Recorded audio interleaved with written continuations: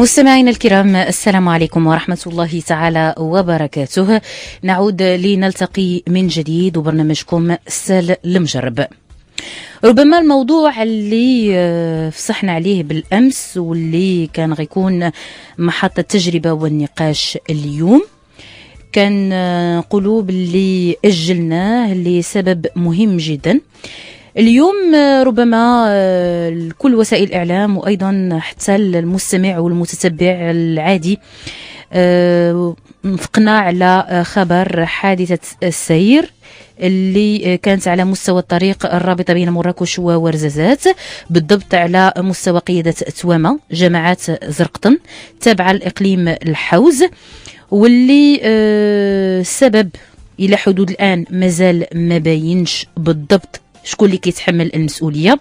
لكن هاد الحافلة اللي انقلبات واللي طاحت على مستوى عمق ديال 300 متر كان على متنها 67 راكب، اللي الحدود الآن حسب الحصيلة الرسمية توفى 42 شخص وتجرح 25 جريح، 3 منهم مستشفى ورزازات والباقي تم نقله المستشفى بن طفيل بمراكش.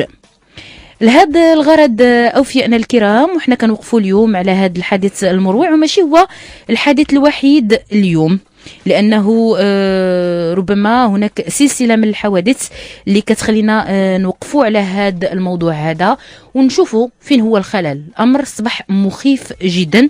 اليوم أسر كثيرة فقدت أهلها وحبابها وداويها. اليوم ناس كتار اللي تقهروا على أبائهم، تقهروا على أمهاتهم، تقهروا على خوتهم، زوجات اللي تقهروا على أزواجهم، على أولادهم. المأساة كبيرة جدا. ملي كنقولوا وفاة 43 شخص، 42 شخص كحصيلة رسمية، ولكن آخر الأخبار كتقول باللي توفى 43 شخص، 25 جريح. فالمأساة كبيرة جدا.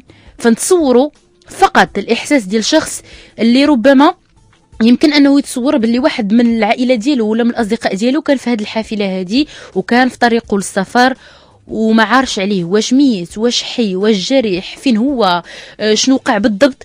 المأساة كبيره وكبيره بزاف. هذه الحادثه ماشي هي بوحدها. في نفس اليوم ماتوا 4 ديال الاشخاص من بينهم امراه، وتصاب واحد اخر بجروح خطيره في حادث السير اللي وقع في المجرب. رجعنا ومواصلين معكم أوفياءنا الكرام وسال المجرب. اليوم أوفياءنا ربما كيف ما قلت في البداية كنتوا كنتظروا نقاش موضوع آخر، لكن استثناء كنرجعوا للحادثة المؤلمة والمأساوية اللي عرفتها الطريق الرابطة بين مراكش وورزازات بالأمس تماما في 2 ديال الصباح، يعني صبيحة اليوم، اللي النتيجة ديالها ما عرفناش واش تهور، واش الحالة الميكانيكية، واش الطريق، لأن الكلام كان كتير. كاين اللي كيقول طريق، كاين اللي كيقول السائق، ما التزمش مجموعة من الصور اللي أثيرت. لكن النتيجة في الختام هي 42 شخص كحصيلة رسمية، ولكن ما تدول مؤخرا هو أنه 43 شخص، هو وفاة 43 شخص هي النتيجة، و25 جريح. غادي نمشي مباشرة ودائما برفقتي هنا بالاستوديو السي مصطفى حجي رئيس الجمعية المغربية للسلامة الطرقية بمدينة الدار البيضاء. وقبل ما نناقشوا مع الجانب السلامة الطرقية والمسؤولية ديال الفرد والشخص الطريق، غادي ناخذ معايا السي حسن الصف رئيس جماعة زرقطن. مرحبا بك سي حسن. تحياتنا أستاذة. مرحبا سيدي. عليكم ورحمة الله. عليكم السلام ورحمة الله تعالى وبركاته. شكرا لقبولكم الدعوة. في البداية سي حسن، شنو هي التفاصيل اللي عرفتوها على الحادث؟ لأن الكلام كتر، كيقولوا المسؤولية ديال السائق، طريق الصعيبة. شنو بالضبط التفاصيل اللي عرفتوها على الحادث؟ وأهم ما عرفناه هو ما سبق ذكرته، هو الحصيلة الثقيلة. وقبل كل هذا أتوجه بالتعازي الحارة لذوي الأهل، للناس اللي تفقدوا في هذا الحادث هذا، وإنا لله وإنا إليه راجعون. الحادث وقع تقريبا جوج ديال الليل، جوج ديال الصباح، ديال هذا الصباح هذا. تلقينا النداء بان حادثه وقعت في المكان ديال تيشكا. مشينا فعلا، مشينا للمكان فاذا بالفاجعه. ربما هناك عطب ميكانيكي بالنسبه لشي تيو ديال الهيدروليك، هو اللي وقع عليه في شي خلل، هو اللي تسبب في الفاجعه. نعم. من طبيعه الحال الطرق حتى هي عندها الدور ديالها. الطرق راه ماشي ليست في الحاله اللي الطريق حتى هي دون المستوى. كاين الحفاري، كاينين البلايص اللي خصها تبنى، كاين البلايص اللي يعني هذه الطريق الوطنيه، فما بالك بالطرق الاخرى البيست. الشكر سي حسن الصف رئيس جماعه زرقن على كل هذه التوضيحات. بارك الله. كنوجه لك تحيه سيدي، وكنشكرك لانك شاركتينا بالطبع التجربه اللي عشتوها اليوم، وانتم انتقلتوا لعين المكان والصوره ديال الفاجعه اللي ربما تنقلتها مجموعه من المنابر الاعلاميه الالكترونيه اللي بينت الصوره والفجاعه ديالها، ايضا القنوات التلفزيونيه اللي نقلت الصوره واللي هي فعلا يعني صوره خطيره جدا.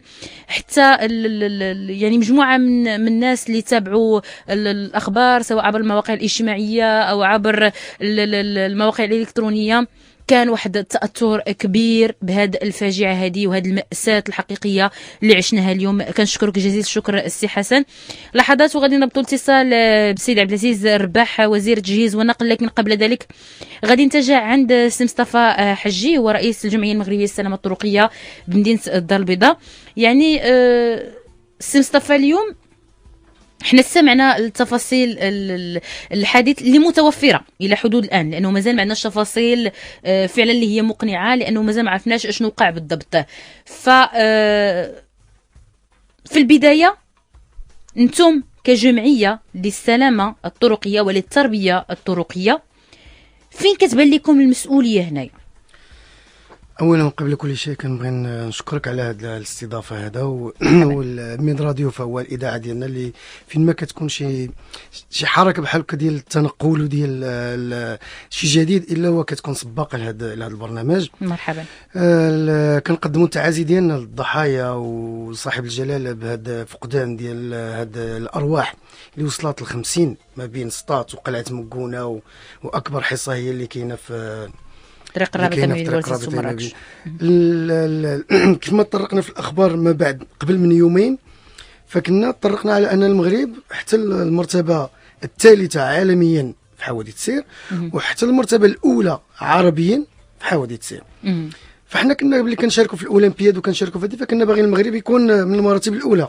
فبلي كنجيو كنلقاو المغرب في المراتب الاولى في حوادث السير في مساله اللي ما كتشرفش، فكنا عطينا هذه صرخه على انه راه خصنا نوقفوا، وكنا قلنا خصنا وقفه. جات المدونه ما صلحاتش، جات الاستراتيجيه الاولى المندمجه للسلامه الطرقيه الاولى اللي دارت، وجات الثانيه وجات الثالثه دابا ديال 2011 ل 2013، وما كاينش واحد شي ربح ملموس. اذا كيف ما نرجع للسؤال ديالك، هو انه فين كاين المشكل؟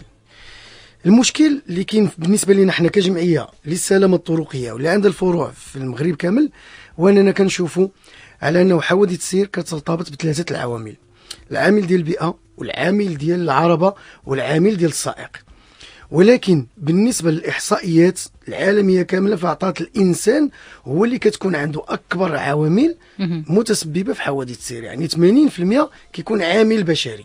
وهذه المساله اللي غادي ياكدها لنا ان شاء الله السي عزيز رباح في الاتصال ديالو. 80% كتاكد بانه حوادث السير سببها الانسان. نعم. انا كنجي كنقول بانه بلي كنقولوا خصنا نديروا وقفه، خاصنا كلشي نتعاملوا اليوم. انا الغريب في الامر، انا جاي عندك اليوم في الطريق وكنبحث في القنوات والمحطات الاذاعيه على الخبر وعلى الحصيله وعلى هذه المسائل هذه كامله، فكنلقى بعض الاذاعات مديرين عايشه الحمدوشيه وشي ما ندخلش التفاصيل. الا سمحتي لي وزير التجهيز والنقل، مرحبا بك سيدي، شكرا لقبولكم الدعوه. الو مرحبا. مرحبا سيد الوزير. عادة سيد الوزير فاش كتوقع حوادث سير بهذا الشكل المأساوي كيكون السبب يعني اللي كنقولوا هو في الطريق، وانتم صرحتم في هذا الصبيحه هذه سيد الوزير باللي المساله كتتعلق بالعنصر البشري. واش هذا فعلا هو تفسير للمأساة اللي كنعيشوها اليوم على الطرقات، ولا هو تهرب من المسؤوليه ديال الوزاره الوصيه؟ الا سمحتي لي السيد الوزير. اولا لا يمكن للحكومه ولا للوزارات المعنيه ان تتهرب من مسؤوليتها، والا لا معنى ان نكون وزراء ولا معنى ان تكون هناك وزارات.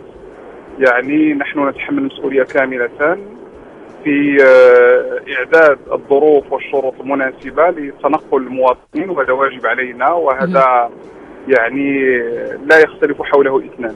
لكن نحن نريد أن نحلل ظاهرة من خلال حدث أو أحداث تقع لكي نلاحظ ما هي الأسباب الحقيقية حتى نكون صرحاء. جميع الدراسات التي قمنا بها سابقا والتي قامت بها الوزارة سواء داخل المدن أو خارج المدن يرجع 80% أسبابها بشرية، سلوك بشري. نعم. عدم التزام السائقين والمعنيين بما يفرضه القانون وبما يفرضه.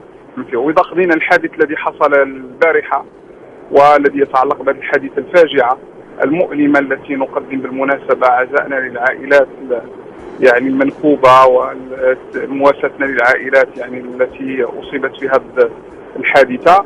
يعني ياخذينها السبب واضح، هو أنه السائق يعني تجاوز المهني والحافلة وأصحاب الحافلة تجاوزوا ما مسموح به، بحيث أكثر من 15 راكب زائد، يعني أكثر من الثلث هو زيادة.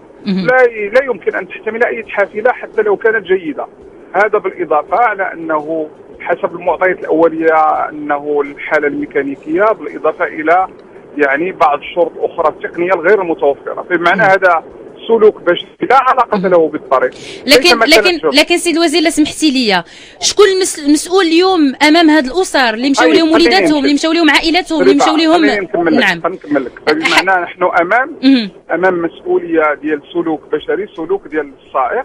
نعم. يعني وحتى نكونوا واضحين، اليوم البرامج السابقه اللي قامت بها الحكومات السابقه واللي كنقوم بها الان برامج متعدده.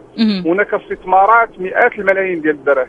نعم. اضافه استثمارات اخرى ملايير ديال الدراهم لتحسين الطرق. وانتم تلاحظون انه في العشريه الاخيره او في البرامج الحاليه هناك استثمارات كبيره في الطرق القرويه، استثمارات كبيره في الطرق الوطنيه، في المدارات الطرقيه، في توسيع ديال الطرق، في طرق السياره.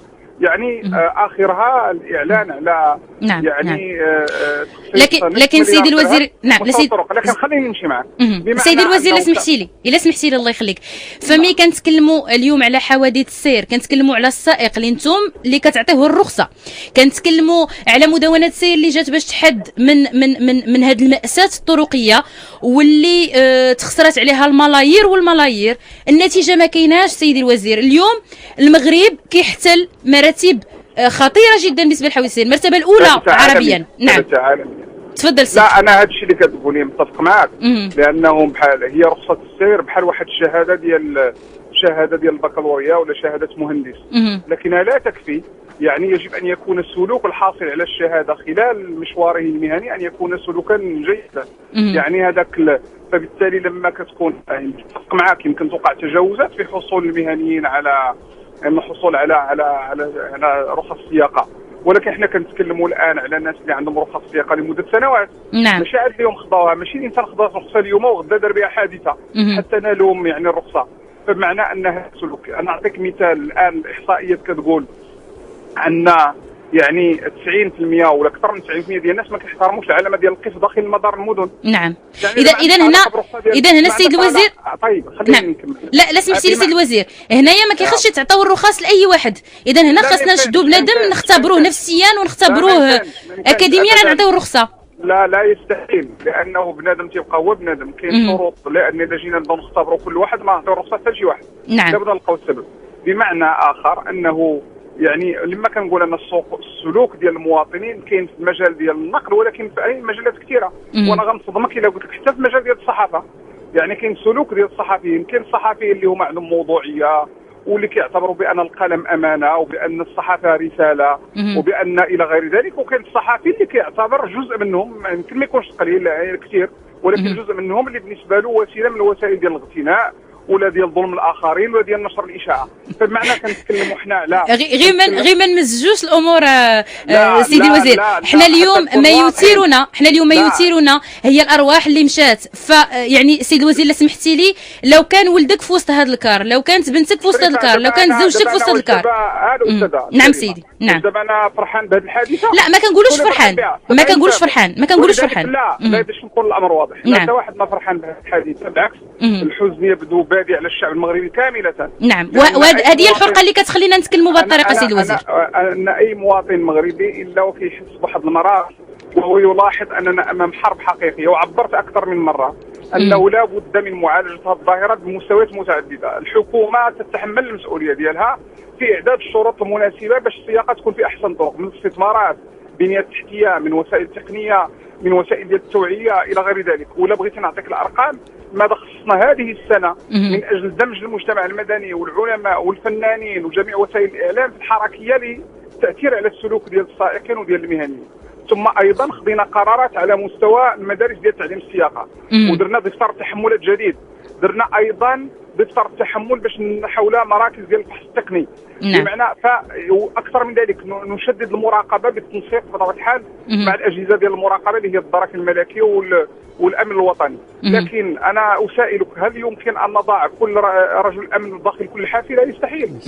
ولا في كل كيلومتر نديروا دركي؟ يستحيل. لكن سيدي الوزير، حنا كنناقشوا اليوم باش نلقاو حلول. انا اليوم كنتسائل، يعني ملي انا كنركب في الكار كشخص، واش خاصني نقول بلي انا راكب راه غادي نموت؟ لان المأساة راه كبيره بزاف، وهذا الشيء غادي وكيتكاثر بشكل اللي هو مخيف. لا، اولا يجب ان نطمئن انه عدد الحافلات اللي كتمشي في البلاد ديالنا بالالاف، بالالاف، حتى الواحد عاوتاني ما بالالاف. نعم، يعني باش نكونوا واضحين. يعني واللي عدد الحافلات والسيارات اللي كيمشيو في حوالي 2 مليون ديال الحافلات والسيارات اللي هما كيستعملوا الطريق يعني الوطنيه. فبالتالي باش نسبوا العمليه، الحادثه مفجعه. المواطن بطبيعه الحال يريد ان يكون مطمئنا على، وبالتالي الان المسار اللي خصنا نمشيو فيه، وانا كنعتقد من خلال هذه الحوادث كتعطينا افكار جديده مقاربه، بالاضافه الى ما هو حاصل ومن استثمارات ومن امكانيات ومن محاولات ومن اجتهادات. كنعتقد لا بد ان نجتهد. وهنا كنقول يعني بالاضافه لتشديد المراقبه والتقنيه وغيرها، يعني لا بد من ان ندمج معنا اكبر قدر ممكن من المواطن خصو يتحمل المسؤوليه. واش تصوري اليوم لما يركب في الحافله هو كيلاحظ بان 15 زايدين وكلهم مجموعين على الحاجه، واش الانسان يقبل هذه القضيه هذه؟ ولكن سيدي الوزير اليوم كاين في بعض المناطق القرويه حافلات اللي ربما راه من عهد الاستعمار، الا ما بغيتش نبالغ، يعني راه لا تصلح نهائيا، لا تصلح نهائيا ومسموح بها. سيدتي، الحافلات التي ليست فيها معايير تقنيه لا يمكن ان تقبل. ولكن كاين اليوم على الطرقات السيد الوزير. دابا بغيتي نقول لك هناك من يتحمل المسؤوليه. طيب كل المراقبه لا يجب ان يسمح بذلك. اي انسان اخل بالمراقبه يتحمل المسؤوليه. ولذلك انا لما اجتمعت مع الناس ديال مدارس تعليم السياقه ولا الناس ديال الفحص التقني ولا المراقبين، قلت لهم هذه مسؤوليه امام الله وامام المجتمع وامام التاريخ. ما خصناش نسمحوا باي نوع من الخلل. واذا كان هناك اي واحد اللي خصو يدير المراقبه وما قامش بها يجب ان يتحمل المسؤوليه. مثلا مثل هذه الحادثه، اللجنه الان كتقوم بالفحص التقني باش تشوف هل فعلا خضعت للفحص التقني. والان اللجنه مشات حتى للمركز ديال الفحص التقني اللي عطاها الشهاده بانها صالحه، غدير معاه العمليه ديال الانسبكسيون باش تشوف مدى تحمل المسؤوليه ديالو. وانا نقول لك في هذا الامر هذا لابد ان تكون الصرامه. الا ما قاموش الناس المراقبين بالدور ديالهم يجب ان نكون صارمين معهم. نعم سيدي الوزير، ناخذ مثال. الا مشينا دابا لولاد زيان في الدار البيضاء، غادي نلقاو الا اختارينا هكا الدار البيضاء باش نكونوا قراب، غادي نلقاو كيران اللي ما صالحاش. واش انا كمواطن غنمشي نقول له ودي هذاك الكرم ما باقيش خاصك تخرج به؟ ولا هنا الدور ديال الوزاره اللي خاصها تمنع، وهذا الا ما كانش احترام القانون تم المتابعه وتكون مساطر زجريه، لان المساله كتعلق بارواح الناس. هذا الذي تقولين صحيح وانا متفق معك. واتخذ القرار هذه بضعه شهور باش لجنه المراقبه ما تبقاش تمشي الى المحطات الطرقيه. المحطات الطرقيه وغتمشي حتى عند الشركات. نعم، فيها الشركات ديال النقل الحضري وراه بدات الان وهذه مده باش بدات واحد زيارات لمجموعه شركات النقل الحضري باش تحيد الطوبيسات اللي ما صالحينش، وبدات ايضا زيارات للشركات ديال النقل. وغنحيدوا، وانا نقول لك من الان باش يوصل الراي العام، اي شركه لا تحترم المعايير ستسحب من الرخصه. نعم. لان هذه ارواح المغاربه. واي مركز فحص تقني ما قامش بالدور يتسحب منه رخصه، واي مراقب ما قامش بالدور ديالو سيحاسب. هذا هو الوضع. نعم. وبالتالي خصنا نعرفوا بان هذه منظومه. وانا غنرجع لك للسلوك البشري. المراقب اللي ما كيراقبش او اللي كيدير مراقبه خفيفه هذا سلوك بشري. والبنيه التحتيه للمنطقه اللي وقعت فيها الحادثه راه كارثيه سيد الوزير. لا غير لانه منطقه حيويه فيها انعراجات خطيره جدا. يعني حوادث السير كتكرر بشكل كبير فيها، لكن اليوم كنتصدموا بهذه الحادثه الخطيره جدا. لا اولا نعرفوا بعدا بلادنا يعني ماشي كلها اراضي مستويه، بلادنا فيها السهول وفيها الهضاب وفيها الجبال. نعم. وبالتالي الجبال كتكون فيها الطرق كما في العالم باسره، كتكون فيها الطرق. المهم واش الطريق اللي في الجبل يعني مدايره ولا ما دايره، اكيد غتكون فيها منعرجات، لانه لا احد يقول باننا غنحيدوا الجبل من الطريق باش ندير وغير تكون محميه سيد الوزير. لا بطبيعة الحال كاين طريق، انا المعطيات الطريق الحمد لله مقاده، التشوير موجود، لكن هذه الحادثه انا خصك تاخذ المعطيات الاوليه. الاول هو التشوير غير كافي سيد الوزير، التشوير غير كافي. لا ودابا التشوير نزيدوه ما كاين مشكل، كاين غير كافي. واش بالنسبه لي استاذه، واش دابا هل تعتقدين بان واحد يوميا كيمشي من مراكش، وخليني نمشي معاك بمنطق، كيمشي من مراكش للزاكوره ما يكونش عارف الطرقان، ما يحتاج كاع التشوير، هو عارف فين كاين المنعرجات. تنتكلم معك على المهني. يمكن نلقاو يمكن نعذروا انسان اللي هو اول مره ياخذ هذيك الطريق، ولكن الانسان اللي كياخذ الطريق دائما كيعرف فين كاين المنعرج وفين خصو يشور وفين خصو يزيد شنو يدير. اما اذا قلت لك حافله زايده 15 واحد وزياده فوق الحموله، ثانيا ان الفرانات ما خدموش، يعني ما عندها علاقه لا بالطرق ولا بالبنيه التحتيه، عندها الطريق بالسلوك البشري. الناس باغيين يربحوا باقل تكاليف. نعم. ما باغينش يخسروا، ما باغيين يستثمروا كما يجب. ولذلك كما صرحنا النظام ديال اعطاء الرخص ديال النقل يجب ان يتوقف السابق، يولي مبني على المنطق ديال الاستثمار وعلى الجوده. نعم. اللي غيدير استثمار والجوده باش يركب المغاربه في ظروف حسنه مرحبا، واللي ما غيديرهاش لا يجوز انه يبقى في هذا القطاع. يعني الان كيتعطى الدليل على انه هذا التوجه اللي اختاريناه خصنا نستمروا فيه، ديال ان هذا المجال يجب ان يكون مجال خدمات جيده في اطار التنافس بين المستثمرين وليس بين من ينتهز الفرصه والسلام. نعم. يعني السيد الوزير لا سمحتي لي قبل ما تغادرنا، ملي كنتكلموا على هذا الموضوع هذا واللي هو مهم جدا، اليوم انتم سيد الوزير كتحمل المسؤوليه بشكل كبير العنصر البشري. نعم تفضل. هذا العنصر البشري انا باش نشرح لك مزيان باش ما يكونش الراي، فيه السائق، فيه رب الحافله ولا مسؤول ديال الشركه اللي ما كيراقبش الحافله ديالو، السائقين ديالو، واللي ما كيتبعش الجوده ديالها، ياك. فيه المراقبين اللي ما كيقوموش بالمراقبه، فيه ما صرحت به الدراسات انه كاين رشوه في الطرقات، يعني انت هذه مرتبطه بالعنصر البشري.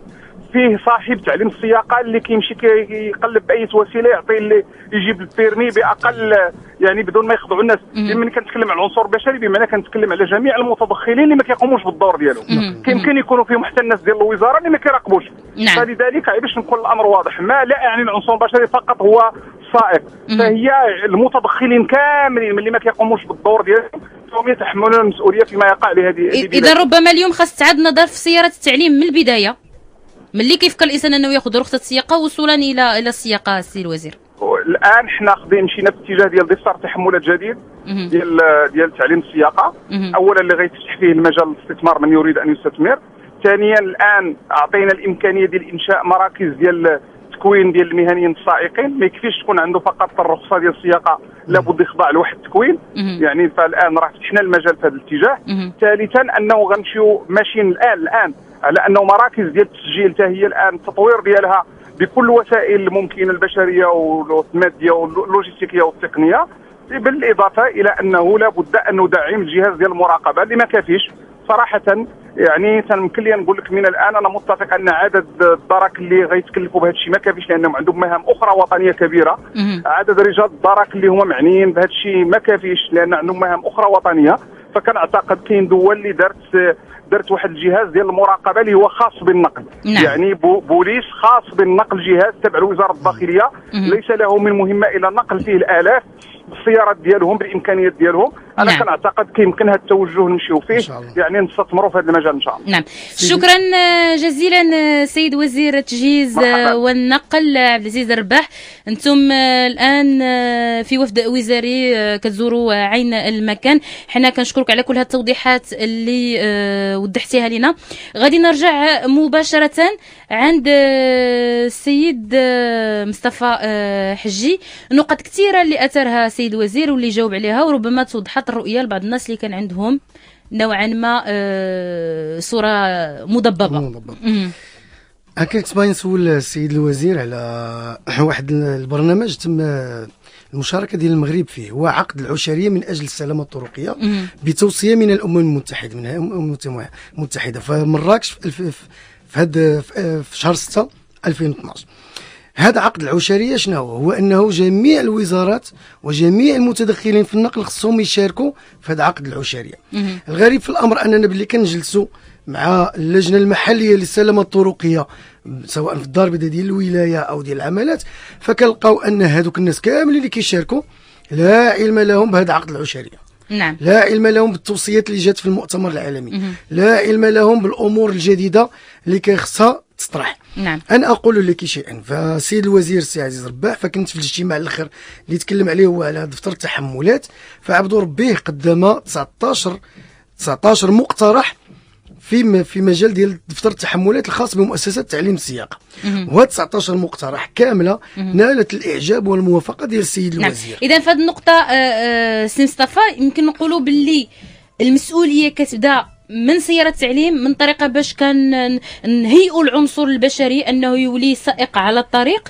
هنا كتبدا المسؤولية، وكيفاش كيخصنا نخدموا على العنصر البشري مادام أن السيد الوزير كيحمل بشكل كبير المسؤولية للعنصر البشري. ما كنغيبوش مسؤولية الوزارة الوصية بالطبع اللي عندها مسؤولية كبيرة، ولكن حتى العنصر البشري ربما عنده دور في هذه المسألة. أنا أؤكد لك واحد الموضوع مهم بزاف، هو السلوك البشري. هذا السلوك البشري فيه المدرب، فيه هذاك المهندس اللي حاط الطريق، فيه ذاك المهندس اللي كيدير التشوير، فيه هذوك الناس ديال الاسعاف اللي كيعيطوا لهم وما كيجيوش، فيه هذاك السائق اللي كيسوق، فيه عده امور. فباللي غادي نرجعوا حنا لمؤسسات التعليم السياقه كيخصنا نفهموا شنو هي مؤسسات التعليم السياقه. فمؤسسات التعليم السياقه هي فضاء لتلقين المبادئ الاساسيه والاوليه في التحكم وقانون السير، في التحكم في العربه وقانون السير. هذه هي مؤسسات تعليم السياقه. مدرب تعليم السياقه او المؤسسات فكيمشيو وفق واحد